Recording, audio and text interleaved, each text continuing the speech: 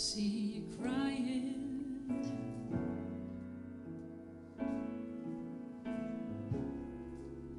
and trouble is running your life. Think you got nowhere else to go.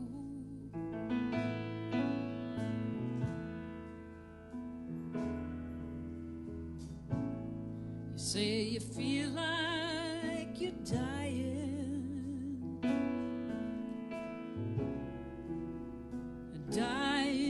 inside, and you're running out of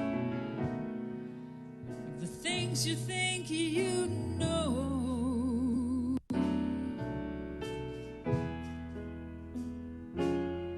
Get quiet.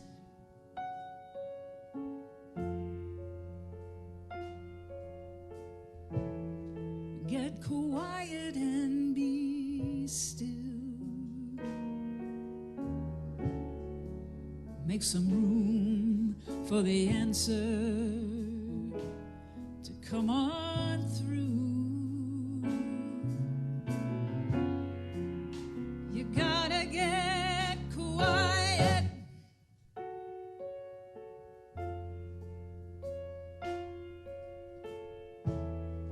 Get quiet and be still, 'cause nothing's gonna change until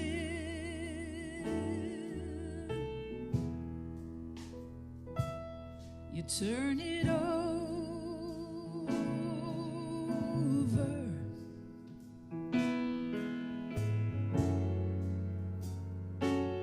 and turn away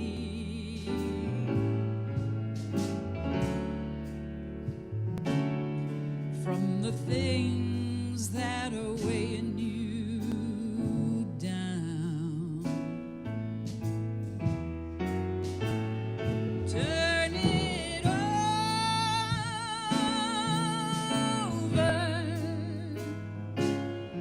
and when you let it go, you'll find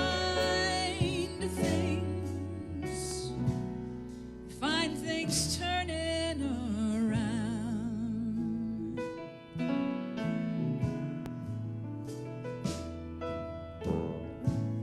You're so determined,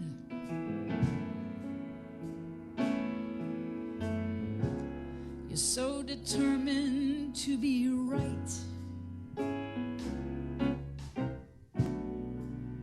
You think you gotta have it all under control.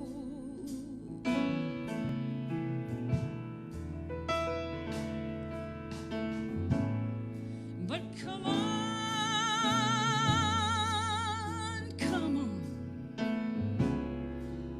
forget that foolish pride that keeps you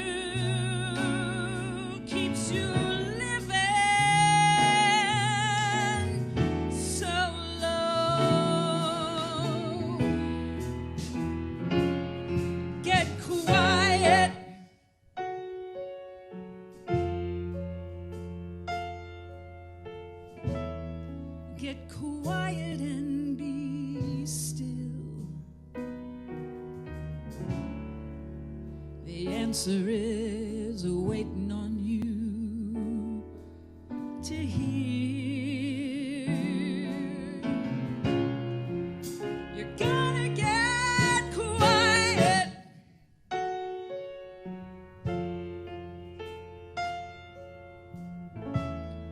This ain't about forcing your will. You're a miracle. It's so very near. So turn it over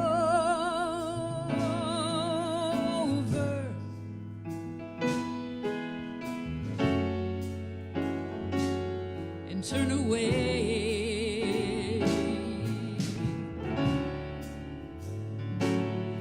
from the things that are weighing you down. Turn it over, and when you let it go, you'll find things turning around.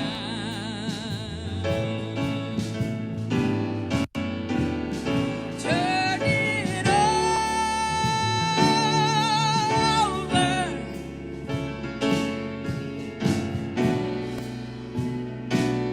turn it over.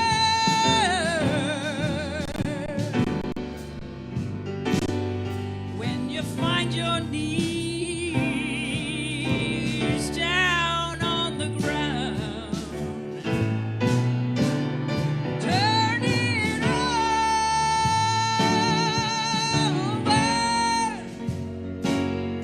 and when you let it go, you'll find things. Yes, you'll find things. Yes, you'll find things turning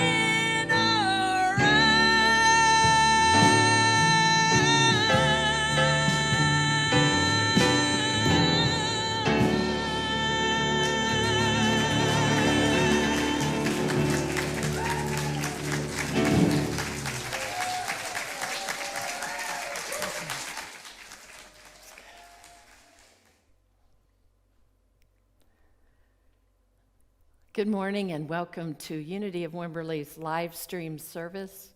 This is Sunday, September the 13th, 2020, the year we think will never end. Today, together, we answer love's call, we speak positive words of compassion, we share wisdom and understanding. We allow God to shift our awareness to nurture ourselves so we can truly belong to each other. I'll be speaking a little bit more about that today. But now let's join Kit and Katie Marie in our welcome song.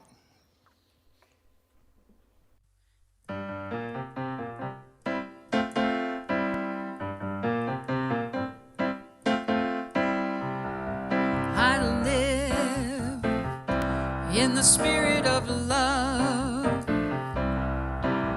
I live in the spirit of love.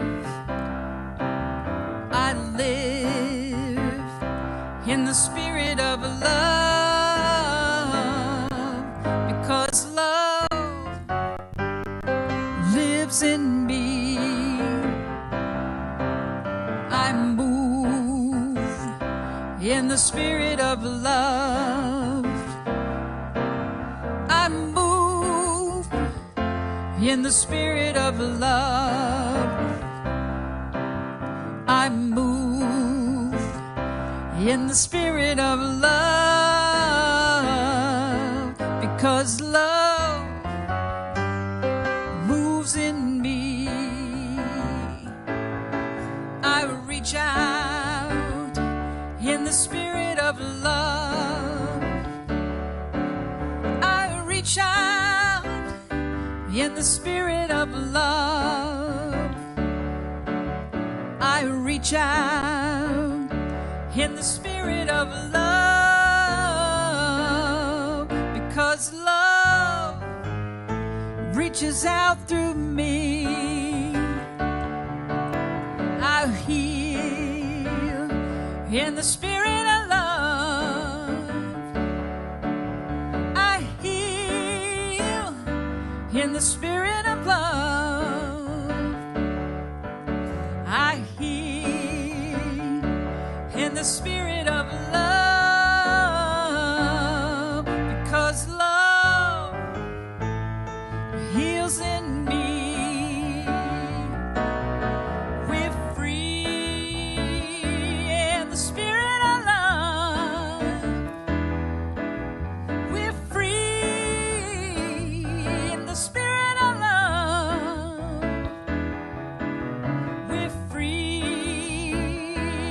the spirit of love, because love sets us free. Yeah, because love sets us free. Because love sets us free.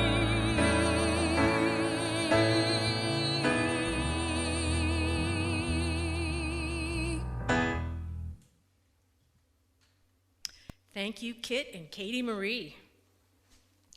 Please join me as we affirm our statement of faith. There is only one presence and one power active in the universe and in my life, God, the good, omnipotent. Today, our daily word is love, and we begin with the affirmation, I open my heart in love. I express the love I feel in my heart by showing my affection and giving nurturing attention. I speak loving, positive words that those I care about know how much they mean to me. As my words affirm their goodness, beauty, and intelligence, I watch those qualities bloom like flowers blessed by sunshine. I extend my arms and embrace my family and friends with the warmth and comfort of unconditional love. I support my loved ones with compassion and care on their journey through life. I share my wisdom as I teach, my experience as I advise, and my understanding as I console. I pray for those I love, knowing that the Christ within them is the light that guides them everywhere they go and in everything they do. I am grateful for my role in my loved ones' lives. From John 3:18, little children, let us love not in word or speech, but in truth and action.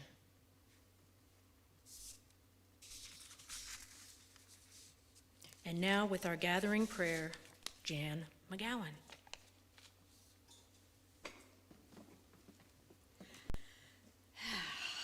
Good morning, everyone.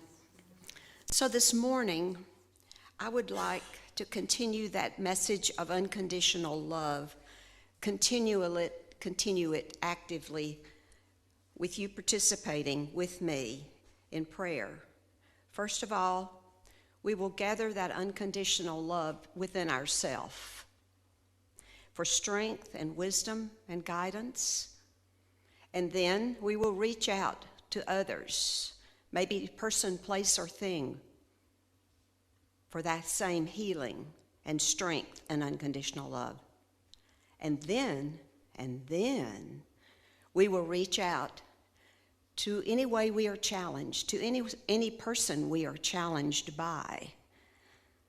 So let us begin with this unconditional love, using our vibration of love first.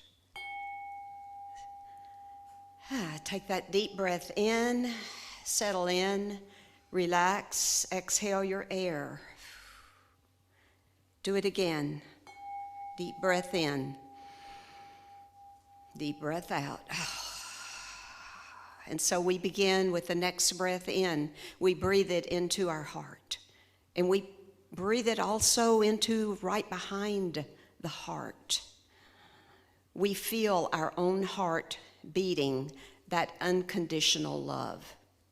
We breathe in the strength that we need to meet our day in the way that we need to meet it, with strength, vitality, wisdom, courage, and unconditional love.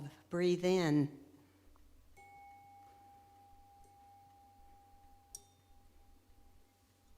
And now, once again, we breathe in to a person, place, thing, or situation that needs rejuvenating, that needs that same unconditional love.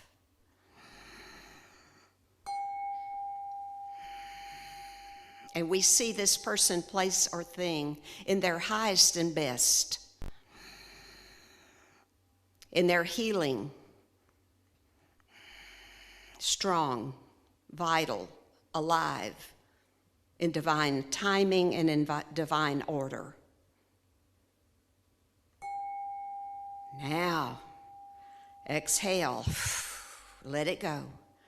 Breathe in for that person, place, or situation that you may get triggered by. Breathe in that same unconditional love and acceptance that they or the situation is exactly the way it needs to be in this moment. Breathe in and breathe out. And so it is. It is so, and it is done. Amen.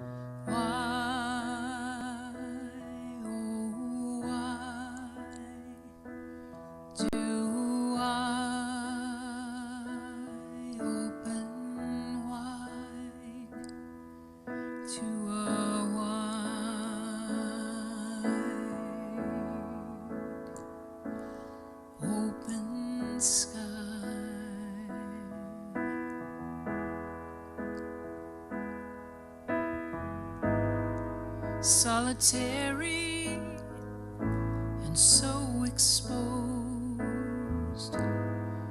Ask the wind if it knows why. Oh, why do I open wide to a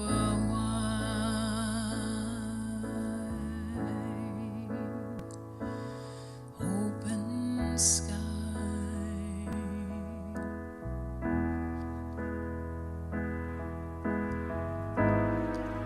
Only darkness and only stars, only seeing with my heart,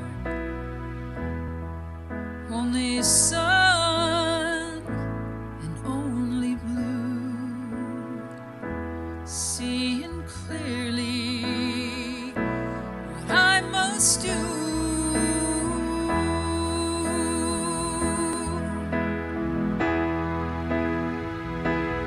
Open wide,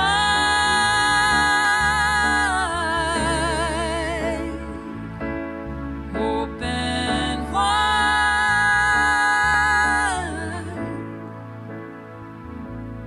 open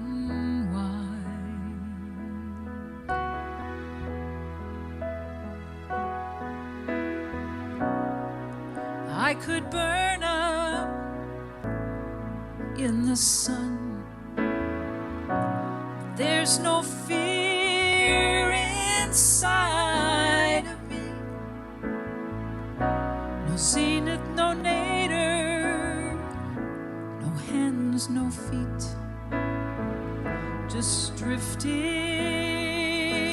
drifting, drifting, drifting in peace.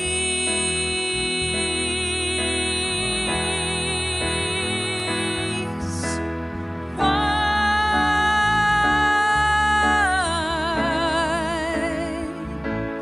open wide,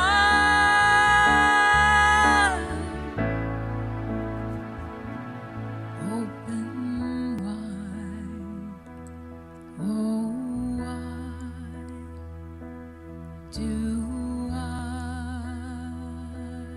open wide to a wide open sky?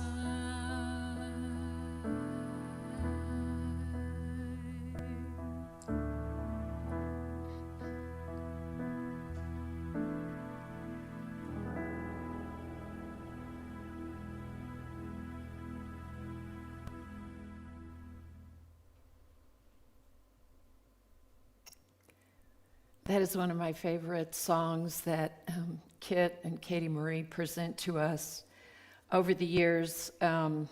It's so peaceful, and it's so, it is to open us wide open, and I thank you all for that.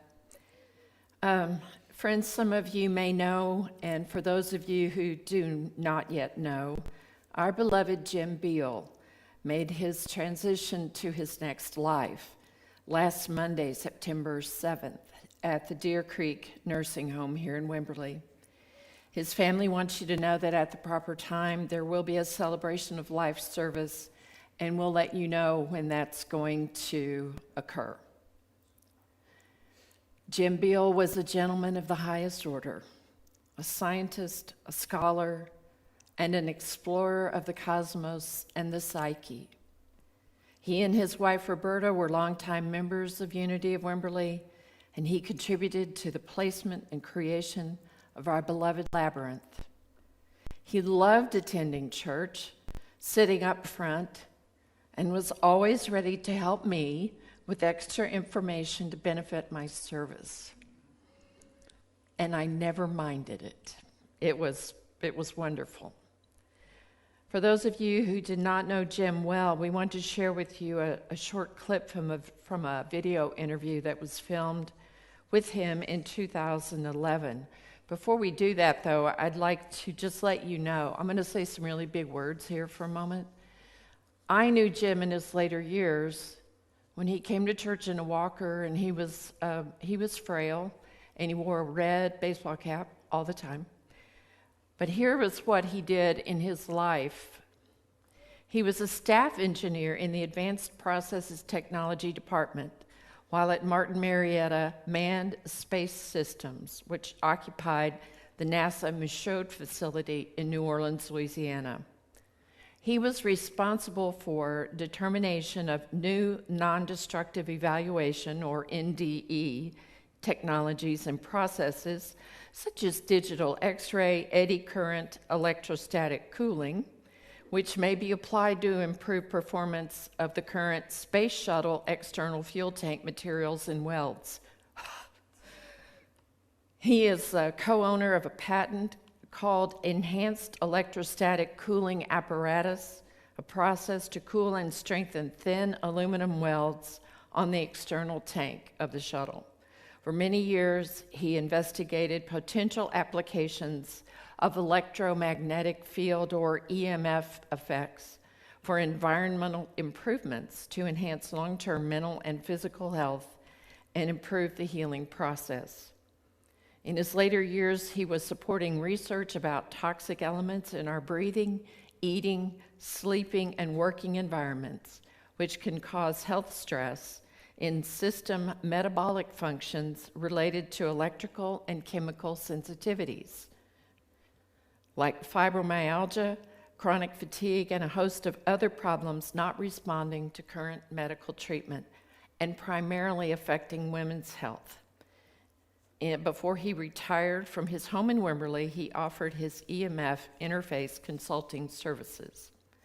So this video clip we're going to show you is a tiny example of how his amazing mind worked. We'll post the entire interview on the resource page for those of you who would like to view it. And here's our clip of Jim. Everything is energy. And you can call the whole universe consciousness, because consciousness is energy, and the whole universe is energy. In fact, that is about the closest we'll ever come in our personal experience to what some people call as God. I call it the source. This is the source of all. It isn't good, it isn't evil. That's what human beings and other creatures will place on this phenomenon. But it's all energy, and it's ambiguous as far as how you use it and what you do with it and your own personal reaction to it. Everything is energy. It's internal, it's external, it's everywhere. That's ubiquitous. That to me is an analog of what we sometimes call God.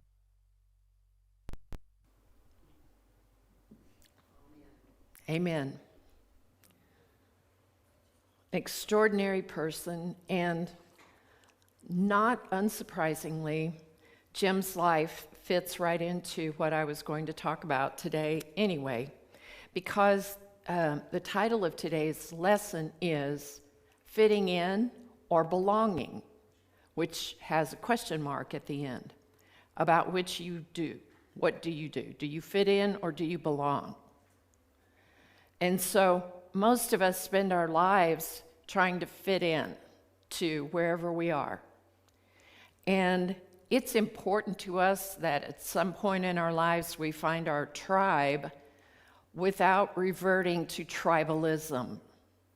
And there's a big difference there. I'm teaching this month from Brené Brown's book, Braving the Wilderness. And my goodness, I certainly identify with her story because she spent the early parts of her life trying to fit in.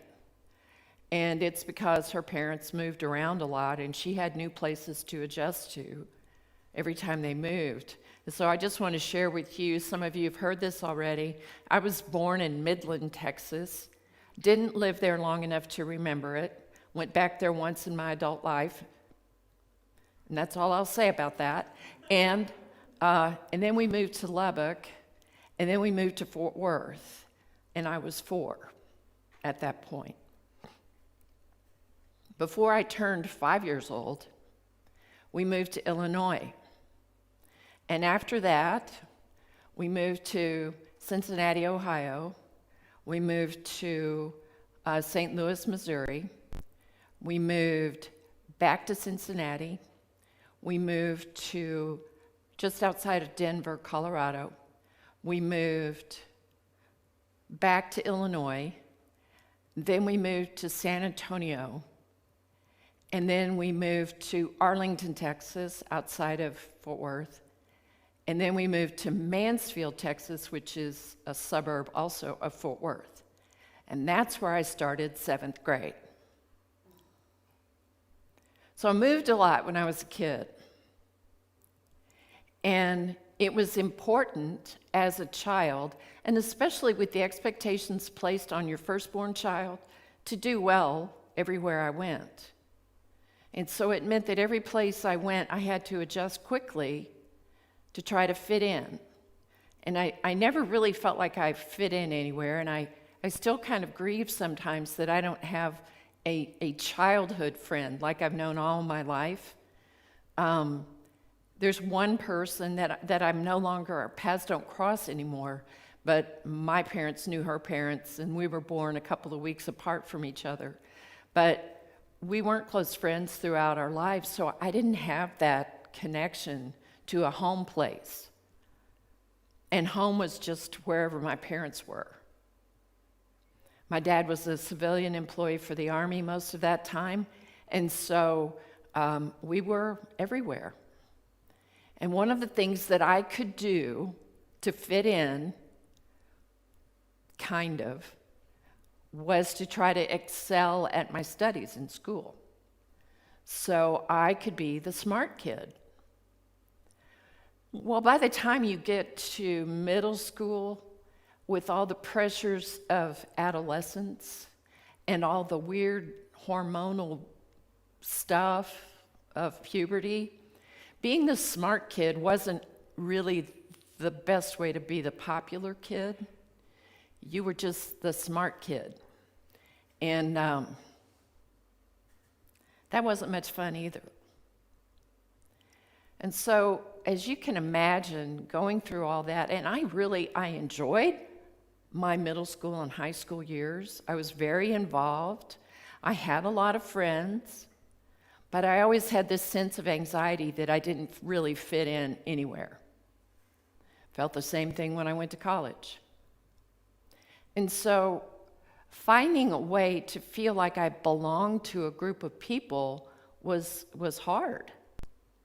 And it required me to have a chameleon-like attitude.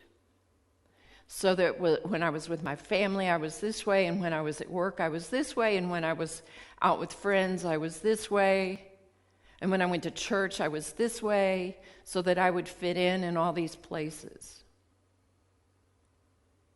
And it wasn't until I began to seriously study my spirituality that I began to understand what it was to belong.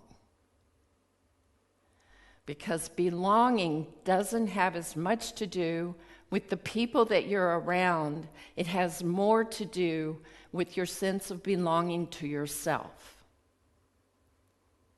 And that only happens through a close relationship with your Creator, with an identification with the Christ Spirit that lives in you, that guides in you, that you learn to trust. That way you begin to belong because you've settled into yourself, your true self. And what I love about Jim's story, and I actually also read his mother's biography, she was doing things in the early 20th century that women just didn't do. And she ended up having an extraordinary life, and she taught those extraordinary qualities to her only child, Jim, who then went on to do amazing scientific and technological things, but he also explored that which we cannot see. He explored, as I said in the biography earlier, he explored the cosmos within and without. And so I admire Jim because to the very last day that I saw him, when I went to see him in Deer Creek the last time, Jim was his own person. And even though his faculties were beginning to fail him, he knew exactly who he was. And you could look into his eyes and see it. He never lost that. And so I know this isn't Jim's memorial service today. It's not his celebration of life. But I celebrate that of all people, for Jim to be able to go and experience that which is beyond this life brings me great joy. That he is now out there unfettered by anything on this earth to explore all the rest. Wow. So I want to share with you a quote from Maya Angelou. And believe it or not, she said this back in 1973. 1973. That was the year I graduated from high school. She said, this was an interview with Bill Moyers. She said, "You are only free when you realize you belong no place. You belong every place. No place at all. The price is high. The reward is great." So when Brene first heard that, she thought Dr. Angelou was maybe just a little wacky, because that's a paradoxical statement, to belong every place and to belong no place. And so I think you can begin to see that braving the wilderness means being able to step outside of the comfort, the temporary and fleeting comfort of fitting in, to this journey within where we stand alone, really. We stand alone in our belonging. We stand alone with God. So that no matter where we go, no matter who we're with, we are the expression of that Christ Spirit, of God's creation in us as us. So that you're the same person when you're with a group of friends, or when you're at work, or when you're out socializing, or when you're at church, or when you're with your family, especially when you're with your family. To be the same person because you know that you belong to yourself. You belong to the universe. So here's what happens, especially because a lot of us are experiencing a lot of pain right now for different reasons. And part of it is the great aching groan of humanity that we're experiencing right now. And those that are tuned into the earth right now can feel the ache of everything that's being destroyed by fires in the Northwest right now. We feel the human ache of our anger and polarization from each other. So this is very timely material. In the environment we're living in right now, people seem to be joining with groups of people that think just like they think, and then it becomes an echo chamber for each other. And we begin, as we give ourselves away to that, we lose ourselves. So here's our choices. We can live in constant pain and seek relief by numbing it or inflicting it on others. That's what we do with our pain. Or we can deny our pain, and our denial ensures that we pass it on to those around us and down to our children or those who are watching us for an example. Or we could find the courage to own the pain and develop a level of empathy and compassion for ourselves and others that allows us to spot hurt in the world in a unique way. You see, it'd be easy for us if we could just turn off the faucet of human suffering, but I don't think we can do that. I think we absolutely have to leave that faucet open, because empathy and compassion are essential parts of our human experience here on earth as spiritual beings. We have to leave that faucet on. And we cannot be weighed down by it so much that we lose ourselves. We might temporarily. But our job is to envelop human pain, human suffering, envelop it and transmute it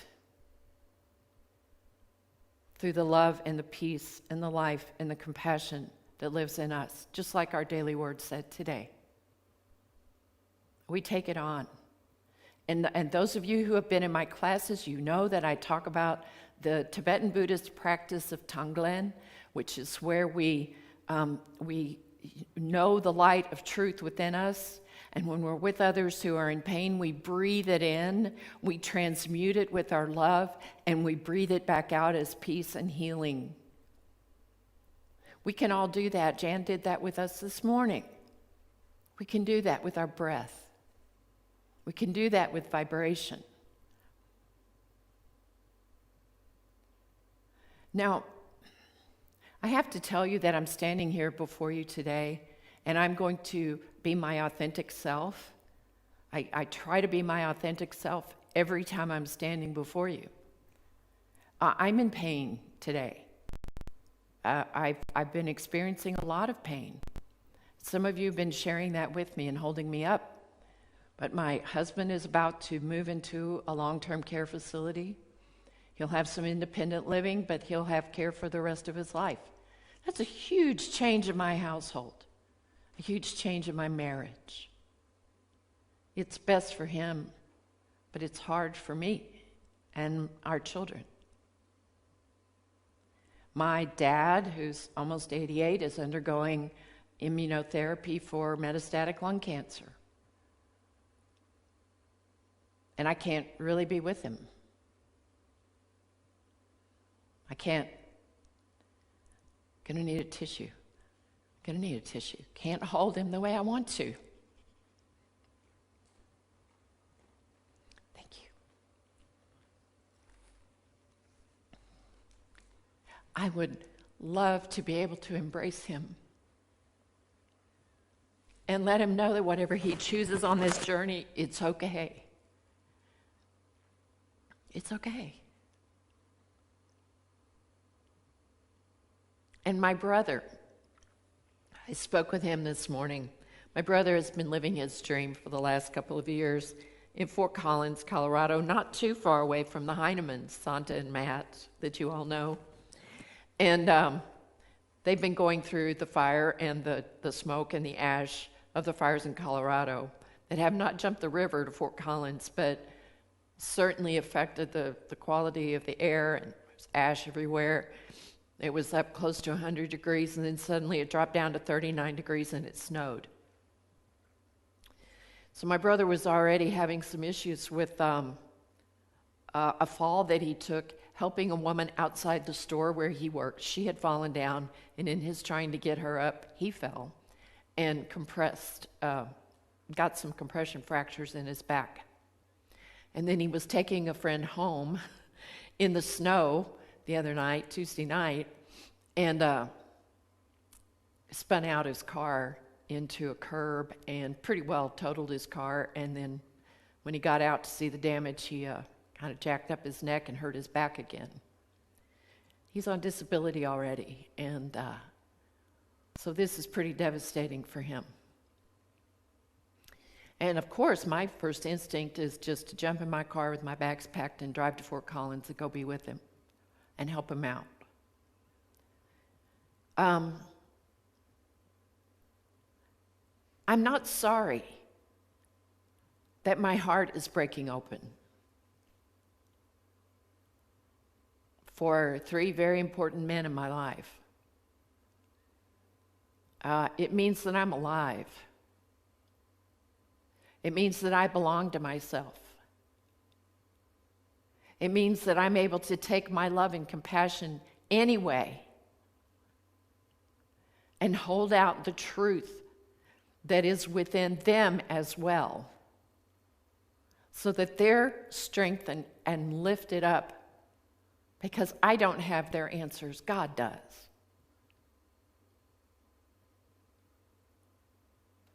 That is a comfort for all of us. And I have to tell you that my brother, in his authenticity, as I was talking to him on the way to church this morning, this was the first I'd heard about his accident on Tuesday. He said, you can pray for me, and would you ask your congregation to pray for me too? So I'm asking you on his behalf.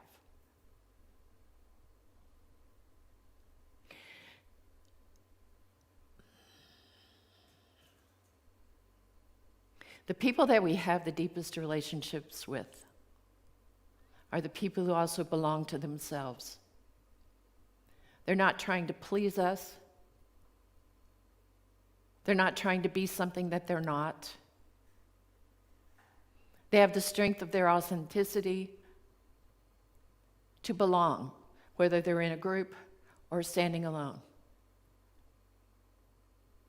And have you ever noticed that when you are in your belonging, when you are belonging to yourself and to the world, and when you are centered in that grounded energy, you can have difficult conversations with other people because you're speaking with your authenticity, and people hear your authenticity and are more likely to be able to respond to you with theirs. That's how we heal the world. That's how we heal the world. My brother shared his vulnerability with me today. He asked me to share it with you. And you see, we don't have to know each other. We don't have to know each other in order to spark that belonging, in order to say to another, beloved, the Christ Spirit lives within you. I see it. I know it for you. I'm going to hold on to it for you until you know it for yourself. That's why we pray for each other. That's why unity has been such an enormous movement in New Thought, because it began with prayer. All of New Thought began with praying for others. And we cannot pray for others if we're begging God to do one thing or another, for them or for us.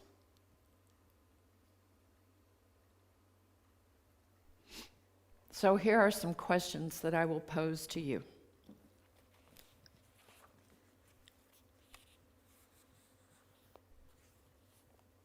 Just consider these things. And if you want to study this with us, please join us on Wednesday nights.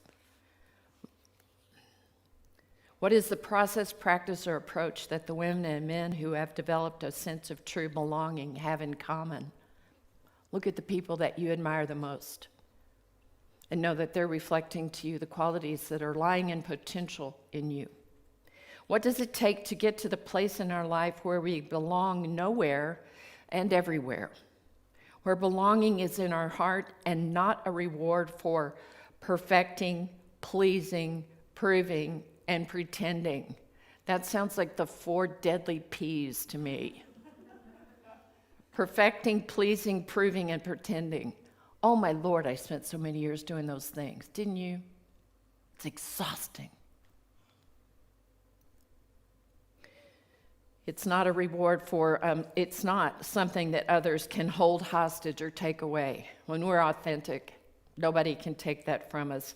If we're willing to brave the wilderness, to stand alone in our integrity, do we still need that sense of belonging that comes from community? Well, I say we do. Because 100% of the time we don't remember how we belong. And if we have a community that's centered around the act of belonging, we'll be reminded that even in our wilderness, even in our aloneness, there are others that are out there in their wilderness and their aloneness, and yet in paradox, we are together. You just have to accept that paradox. You have to. I'm telling you, you have to. Does the current culture of increasing divisiveness affect our quest for true belonging? Man, I'm going to be hammering on this for a little bit. If so, how? How does it affect you? So I'm going to leave you here with a definition of what belonging means. True belonging is the spiritual practice of believing in and belonging to yourself so deeply that you can share your most authentic self with the world and find sacredness in both being a part of something and standing alone in the wilderness. True belonging doesn't require you to change who you are. It requires you to be who you are.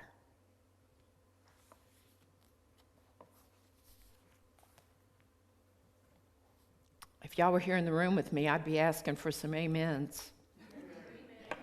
Okay, well, I got a few people in the room.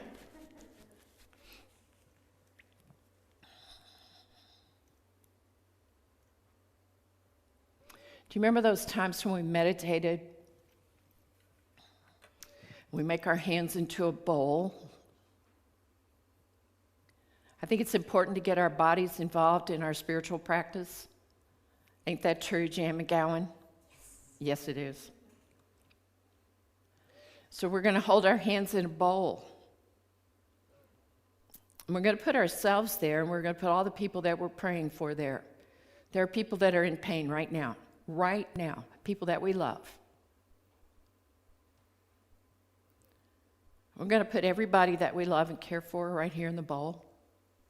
And you see the bowl looks like it's just these 2 hands size. This bowl is infinite. It's infinite. This is just as much as I can do with my hands.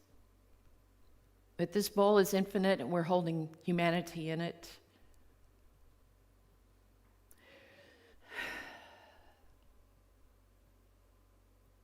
And today we're going to breathe in who we are, God's people.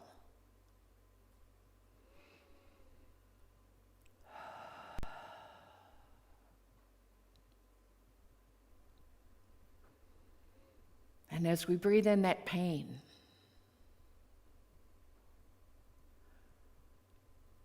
as we breathe in the hurt and the uncertainty, we're transmuting it with our love and our grace.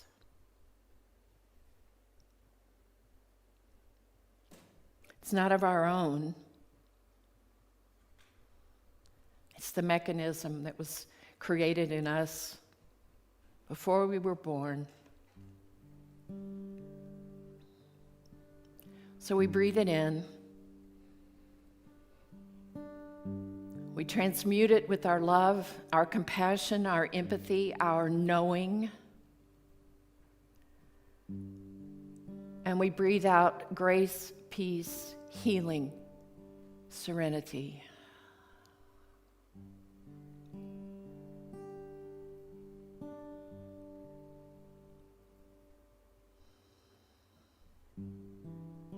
And in the bowl of your hands, include the people that you don't like, especially them. And if you need to think of it this way, think of it as this is not so much for them as it is for you, to make your heart more whole.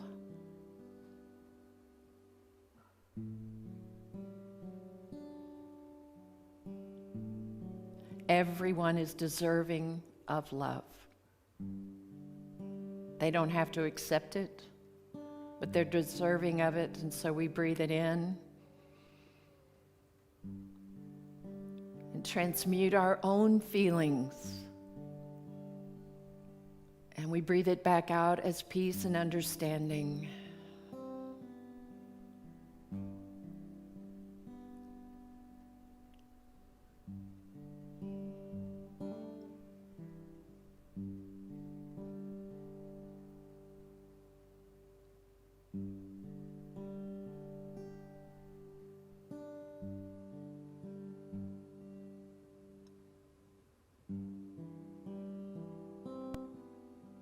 And beloved, know that as you're doing this for others, you're doing it for yourself.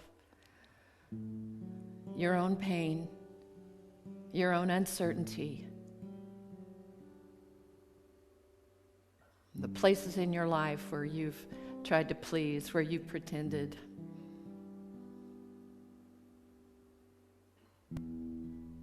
Be gentle with yourself. And know that in any given moment, you're doing the very best that you can. And you will notice when it's time to correct your course, and you will.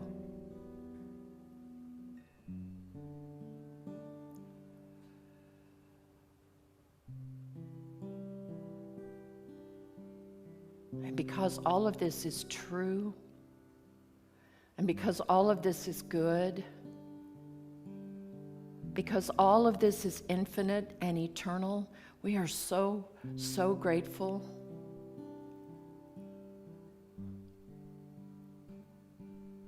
And we bring our hands together now in gratitude.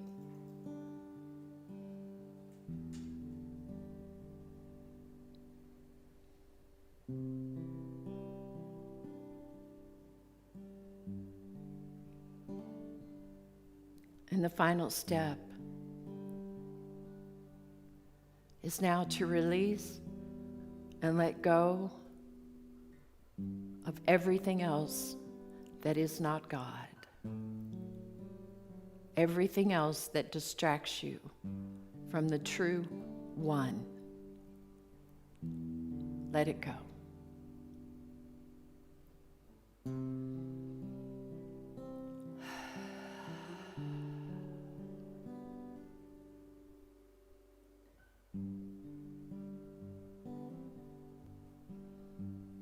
Beloved, I miss you, and I love you.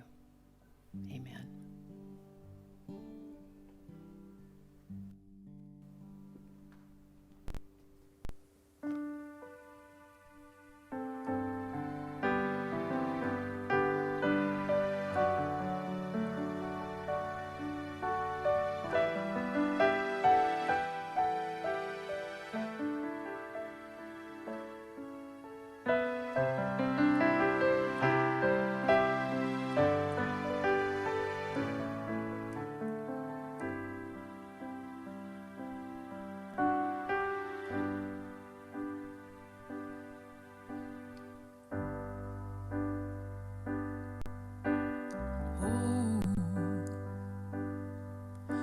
We open our hearts and cast our love across the seas.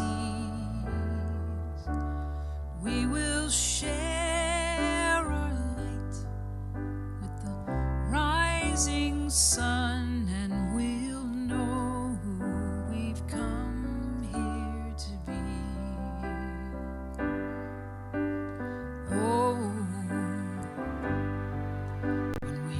open our eyes and recognize the possibilities.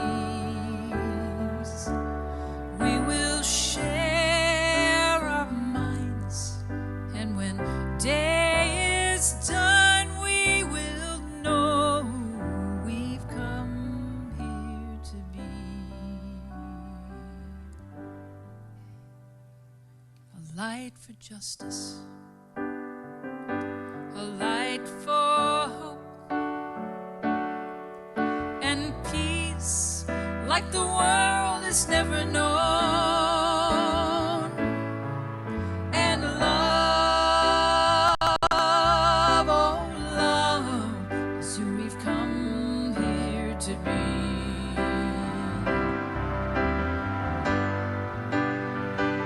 A light for freedom, a light for joy and healing like the world has never known, and love, oh love, is who we've come here to be.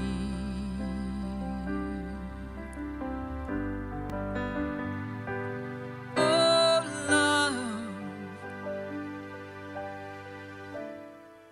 is who we've come here to be.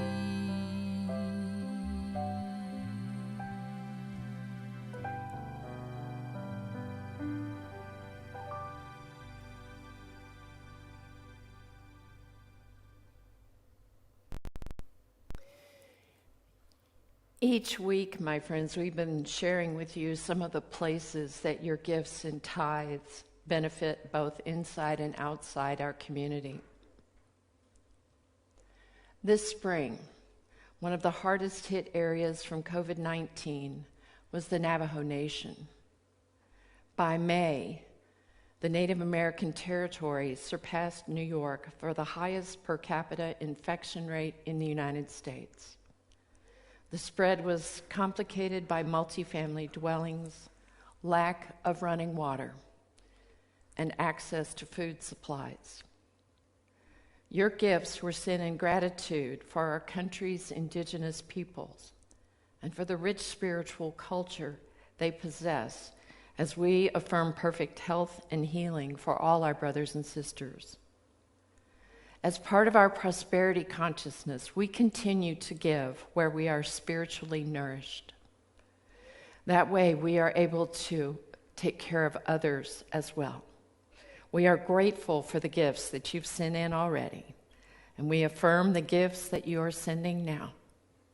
We know that Spirit is working through us to support all that is needed for our community and beyond. There are 4 ways that you can give. Text GIVE to the number that's on the screen. Click the donate button on our website. Mail a check to 455 White Wings Road, Wimberley, Texas, 78676. Or tap Give on our church app. We've got you covered so many ways so that you can continue to support our community and to allow us to support those outside our community. So together now, let us join each other in this affirmation of abundance. Together, divine love as me blesses and multiplies all that I am, all that I have, all that I give, and all that I receive.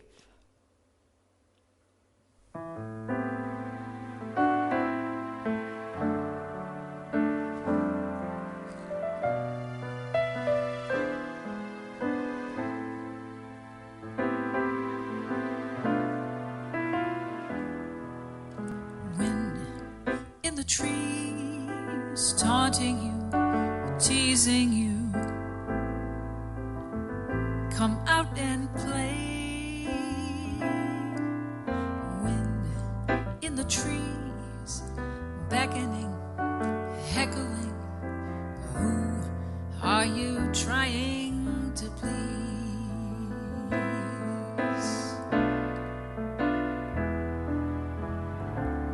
A good little student, so well behaved, sequestered plastered with all of your schoolwork.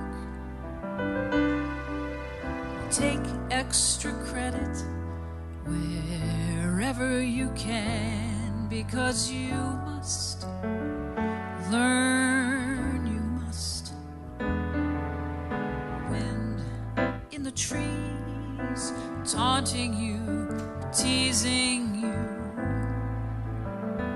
Come out and play. Wind in the trees, beckoning, heckling. Who are you pleasing today?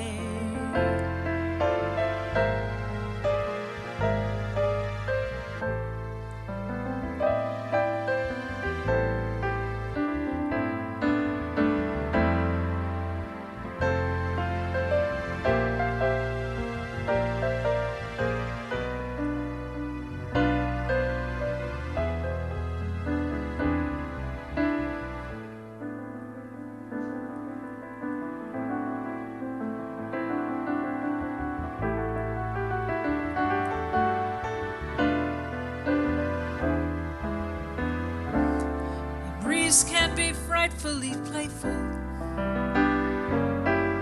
to a heart like a kite on a string. What would it be you'd let go of if you knew you could have everything?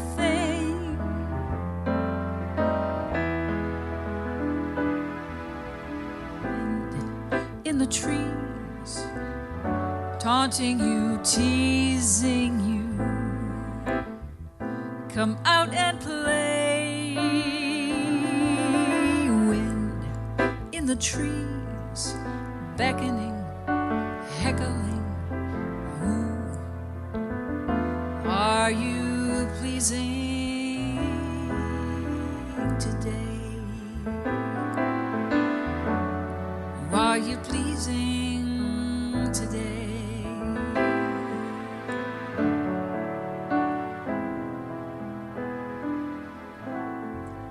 Wind in the trees.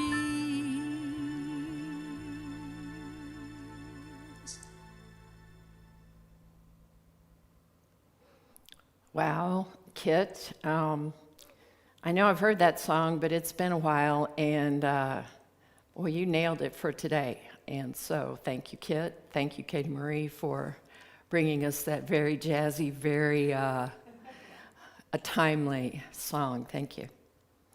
So as we move toward the end of our service, I'd like to take this moment to share with you a few things.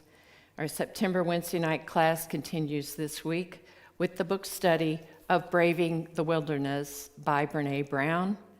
This week, we'll look at our relationship with trust and how that affects our connection with ourselves and others as we consider the true power and challenges of standing alone in our authentic selves. If you haven't been in the class before, don't worry about it. The assignment for this week is to read chapters 2 and 3. It's a very easy read, so just come join us at any time. You can order your copy of the book on Amazon, and then we also have copies here at the church. You can email Leah to get one to you at business@unityofwimberley.com. Remember to tune in to Facebook Live every Tuesday and Thursday at 1 p.m. as Kit and I share readings, meditations, affirmations, and prayers with you. You can send your Feed My People donations directly to the Crisis Bread Basket at P.O. Box 1721, Wimberley, Texas, 78676, to continue to provide for our community here who do not have enough during these times.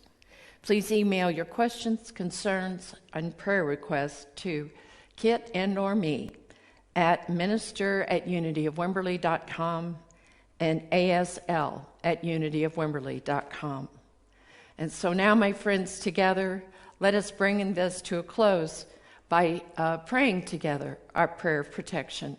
Together, the light of God surrounds us, the love of God enfolds us, the power of God protects us, The presence of God watches over us. Wherever we are, God is, and all is well. Amen.